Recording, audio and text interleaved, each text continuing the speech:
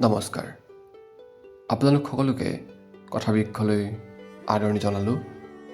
আজি আমি পাঠ কৰিম অসমীয়া চলচ্চিত্ৰ জগতৰ যশস্বী অভিনেতা নিপন গোস্বামীৰ আত্মকথা নিপনৰ কিছু নিৰ্বাচিত অংশ। মোৰ যিটো ঘৰত জন্ম হৈছিল সেই ঘৰটো আমাৰ ককাদেউতাৰ দিনতে নিৰ্মাণ কৰা। প্ৰায় 100 বছৰ হৈ গৈছে।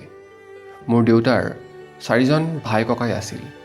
মোৰ জন্মত পৰিয়ালৰ সকলো লোকেই ভীষণ আনন্দিত হৈছিল, কাৰণ পৰিয়ালৰ মই প্ৰথম ল'ৰা সন্তান আছিলোঁ। সৰুতে মই বৰ জেদী আছিলোঁ।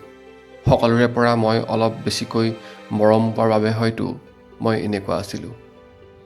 সৰুকালতেই নিম্ন বুনিয়াদী স্কুলত পঢ়ি থাকোঁতেই লাচিত বৰফুকন নামেৰে এখন নাটক কৰিছিলোঁ।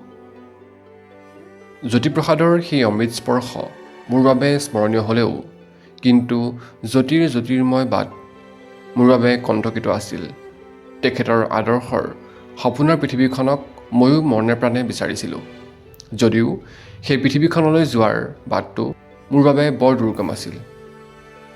শংকৰদেৱৰ আদৰ্শমতে সকলো ধৰ্ম, সকলো মানুহ সমান। আমি শংকৰদেৱৰ সেই আদৰ্শ মানি চলিছিলোঁ। সাধাৰণ অসমীয়া তলৰ জাতিৰ মানুহ এঘৰৰ কথা বাদেই, মুছলমান মানুহৰ ঘৰত খোৱা-বোৱা কৰাটো আমাৰ ঘৰত বাধা নাছিল। যেতিয়া মই BA পাছ কৰিলোঁ আৰু আজিৰ পৰা 20 বছৰমান আগলৈকে এই সময়ছোৱাত মই প্ৰতিদিনে প্ৰায় 80টামান চিগাৰেট খাইছিলোঁ।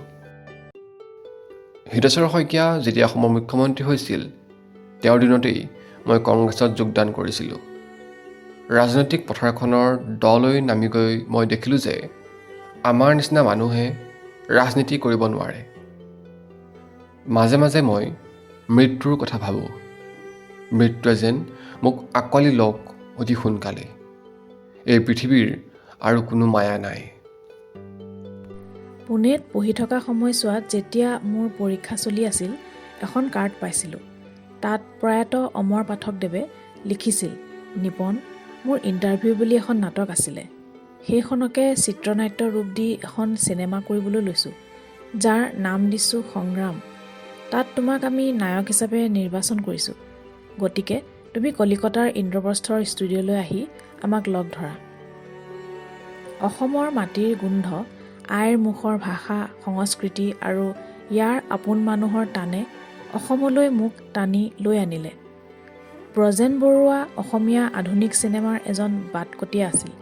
অসমীয়া চিনেমাৰ ইমান এজন নমস্য ব্যক্তিৰ কথা অসমৰ বাহিৰৰ মানুহে ভালদৰে নজনাটো আমাৰ বাবে এক অক্ষম সীমাবদ্ধতা। অসমত চিনেমা চোৱাৰ আৰু চিনেমা গঢ়াৰ যি পৰিৱেশ লাহে লাহে গঢ় ল'বলৈ ধৰিছিল, সি আলফাৰ এই মোক্ষম আঘাতত একেবাৰে চুৰমাৰ হৈ গৈছিল। মোৰ মনত থকাত মোৰ সজ্ঞানে মই কাকোৱেই বেয়াকৈ কোৱা নাই, মোকহে মানুহবোৰে আঘাত দিছে। ভূপেন দা এনেকুৱা মানুহ আছিল, পৃথিৱীৰ কথা জানিবলৈ যিবোৰ কিতাপ পঢ়িব লাগে, তেওঁৰ লগত থাকিলে সেইবোৰ একো নপঢ়িলেও হয়। জোৰ লৈ হোৱা সমদলবোৰত ভৰত নৰ বৃন্দাবন গোস্বামীয়ে মোৰ উজান বজাৰৰ ঘৰত আহি মিটিং কৰিছিলহি। শিল্পী পেঞ্চন 2000 টকাৰ পৰা 4000 টকা মই অফিচাৰ হৈ থাকোঁতেই কৰিছিলোঁ। আকৌ তৰুণ গগৈ মুখ্যমন্ত্ৰী হৈ থাকোঁতে এই 4000 টকীয়া শিল্পী পেঞ্চনটো 8000 টকা কৰাইছিলোঁ। অসমত টকা পইচা বজাৰৰ অভাৱেই চিনেমা এখনৰ মূল প্ৰতিবন্ধক নহয়, অসমীয়া ৰক্ষণশীল সমাজখনো ইয়াৰ বাবে সমানেই দায়ী।